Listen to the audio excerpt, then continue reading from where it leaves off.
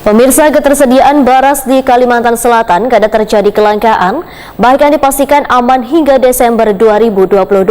Persediaannya pun yang surplus hingga lebih dari 42.000 ton ini sudah melalui perhitungan bersama BPS Kalimantan Selatan, sedangkan pada Januari sampai Februari 2023 mendatang, di beberapa daerah akan kembali memasuki masa panen.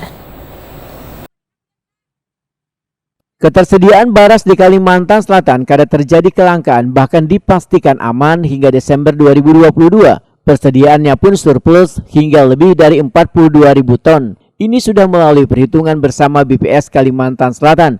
Demikian dipedahkan Kepala Dinas Tanaman Pangan Wan Hortikultura Kalimantan Selatan, Samsir Rahman, usai melakukan sinkronisasi data bersama BPS Kalimantan Selatan kemarin Senin 14 November 2022. Samsir Rahman mengakui bila di beberapa daerah di Kalimantan Selatan khususnya Banjarmasin dan Banjarbaru, produksi berasnya kadang mencukupi untuk memenuhi kebutuhan warganya.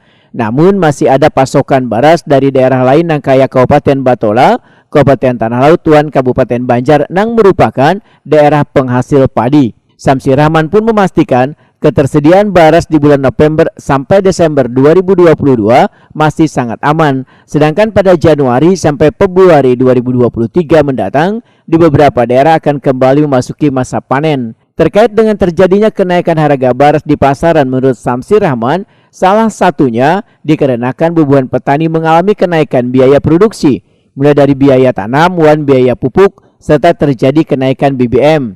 Sehingga beban pengecer menukar beras dari petani di kisaran Rp7.000 sampai Rp8.000 sekilonya, kemudian dijual ke pasaran sekitar Rp12.000 selitarnya.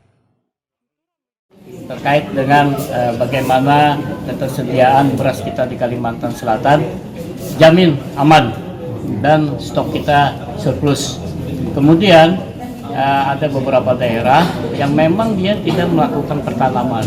Ya, misalkan Banjarbaru, dia melakukan tidak mencukupi, tetapi masih ditutup dengan Batola, Kabupaten Tanah Laut, Kabupaten Banjar. Secara keseluruhan, ya, surplusnya adalah 42.000 ton. Itu paling minim perhitungannya. Nah, insya Allah saya ke depan, karena di November, Desember kita masih panen, Januari, Februari pun kita masih panen. Belum lagi masih ada sisa-sisa gabah atau padi kita yang tahun-tahun lewat yang ada di lumbung-lumbung padi masyarakat, kemudian di penggilingan, kemudian juga di rumah-rumah petani. Kemudian juga nanti di Januari, Februari kita masih melakukan panen. Kenapa? Karena ada mundur tanam. Kenapa dilakukan mundur tanam? Karena kemarin kita kena banjir, ya. Nah, kena banjir, jadi petani kita sudah bisa dia menyiasati sendiri.